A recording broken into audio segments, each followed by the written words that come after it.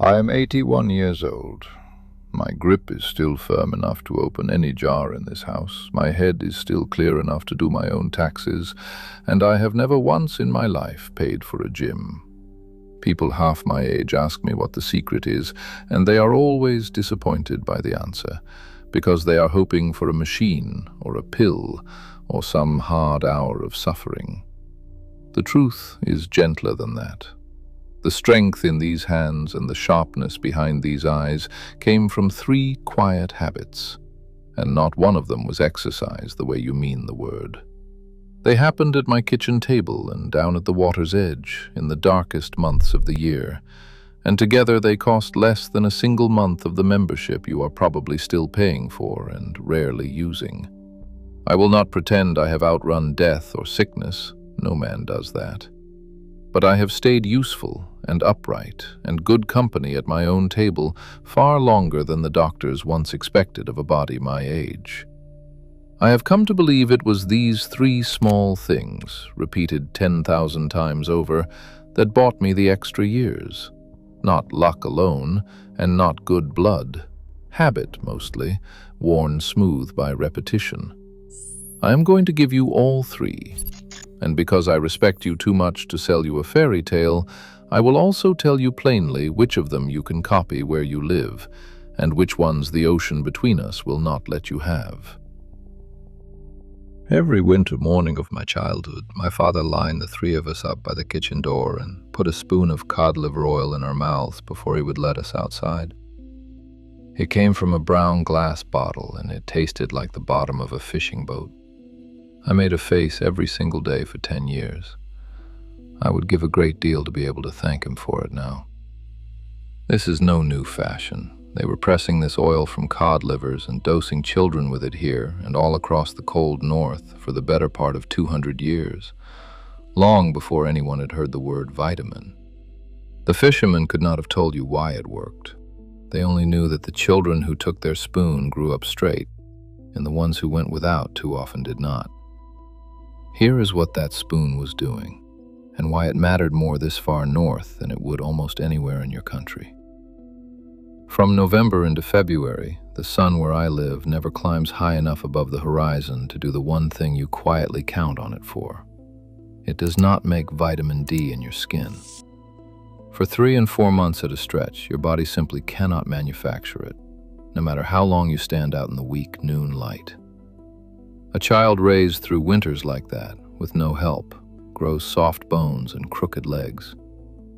There is an old word for it, rickets, and my grandfather's generation still remembered seeing it in children.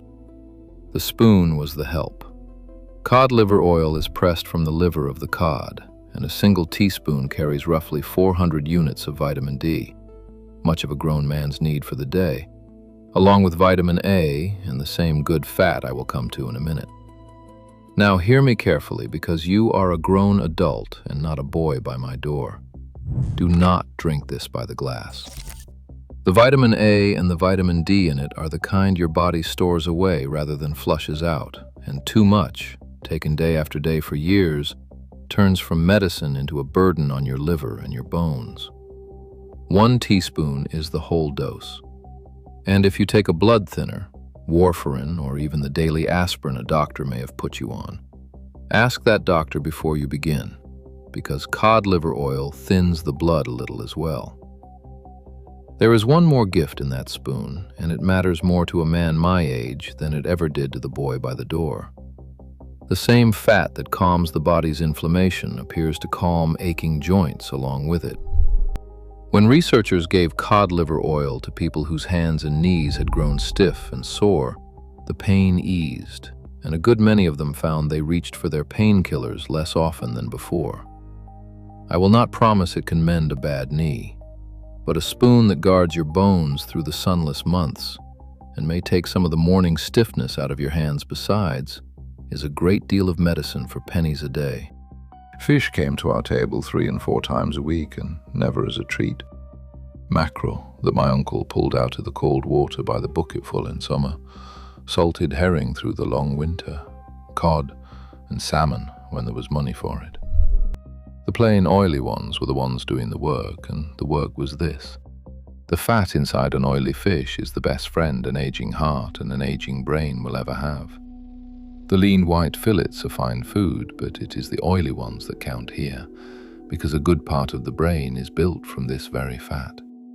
Feed it the raw material and it keeps its shape and its quickness a good deal longer.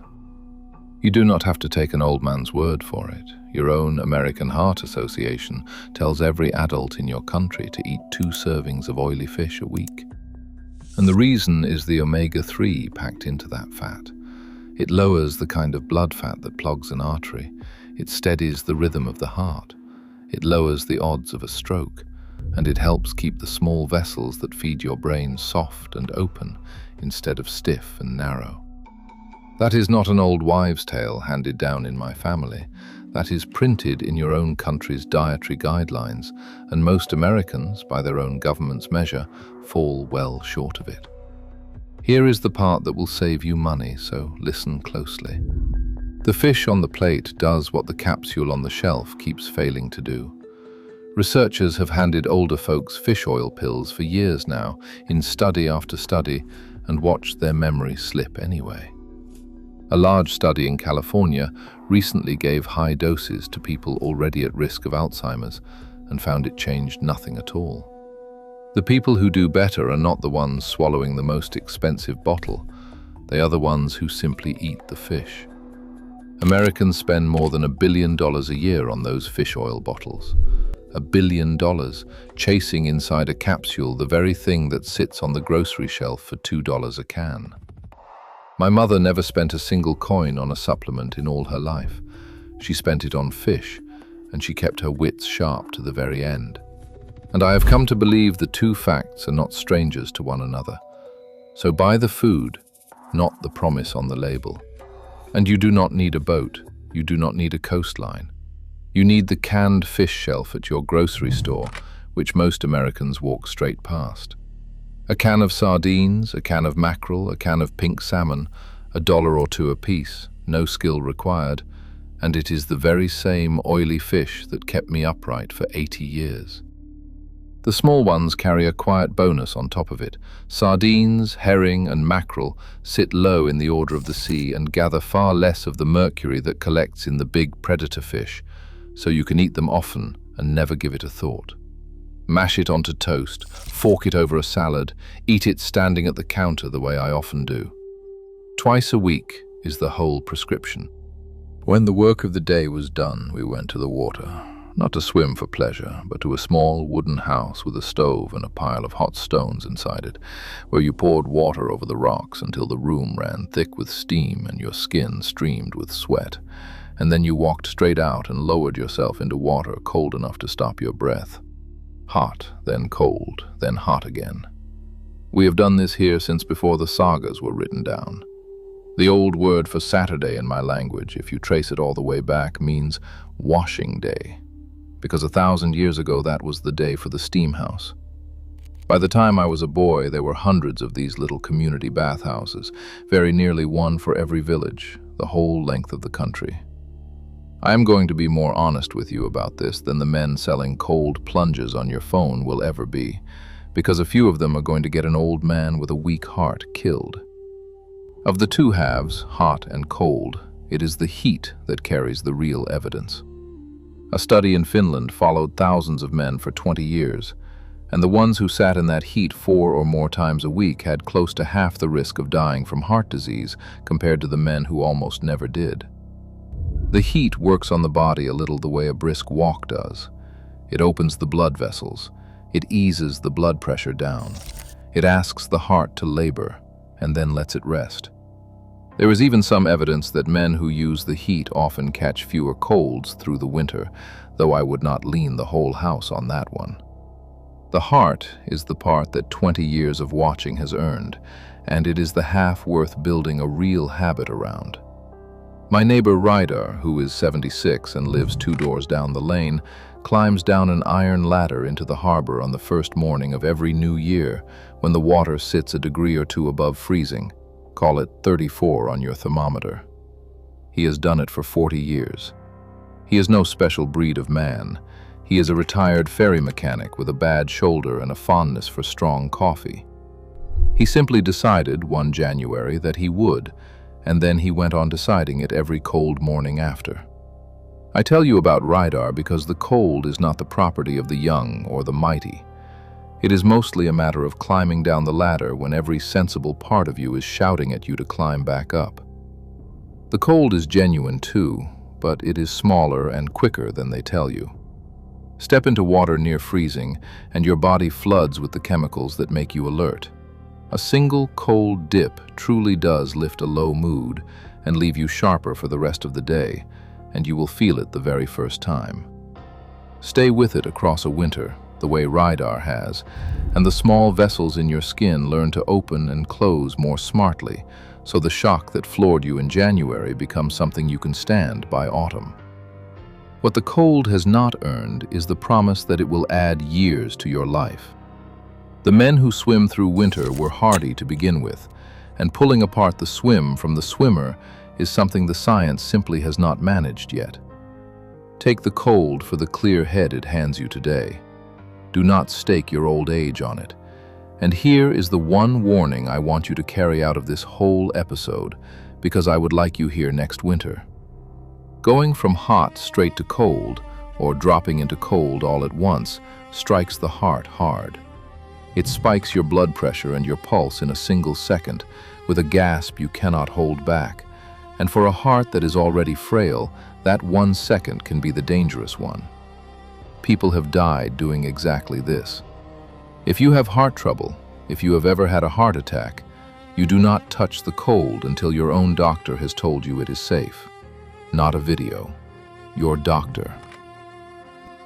Now the part of every one of these talks where I tell you what does not survive the crossing. Because the worst thing I could do is send a trusting man chasing a life he cannot quite reach. My fish comes off a boat that landed this morning, an hour from my door. Yours comes off a truck and out of a freezer case. And while it is still good food, it is not the same fish, and I will not pretend that it is. My winter hands me the cold for free, every single day from October on. You have to go out and find yours, in a cold shower or a lake in January if you are fortunate enough to live near one. The law here lets me walk to nearly any shoreline and put my feet in the water. We have a name for that, right? Allemansretten, and it is woven into the way this whole country works. In much of your country, the water's edge is fenced and owned, and a man cannot simply walk down to it. That is not a small difference between us. And the steam house I grew up with cost nothing and belonged to everyone. The village raised it together, and the village kept it warm, and the door was never locked against a man who needed it. The nearest thing you are likely to have is a sauna at a gym you must pay to join, or a wooden box you buy and wire into your own backyard. The heat is the same heat, but where mine sat waiting at the end of the lane, yours will ask you to seek it out and pay for it and carve the time. That is worth knowing before you begin, so the cost does not catch you off guard and talk you into quitting. And there is one more, the quiet one underneath all the rest. My town was built so that an old man can get through his entire day on his own 2 feet. The baker, the dock, the bathhouse, all within an easy walk. A great many American towns were built for the automobile instead, so the movement that was simply woven into my ordinary day is something you will have to choose on purpose against the grain of where you live. None of that is your fault, but you ought to know it, so that when these habits cost you a little more effort than they ever cost me, you understand that it is the road that is different, and not you. So let me leave you the way I always do, with things you can actually put your hands on before Sunday comes. Buy 1 bottle of cod liver oil. Any drugstore or the vitamin aisle of your grocery store will have it.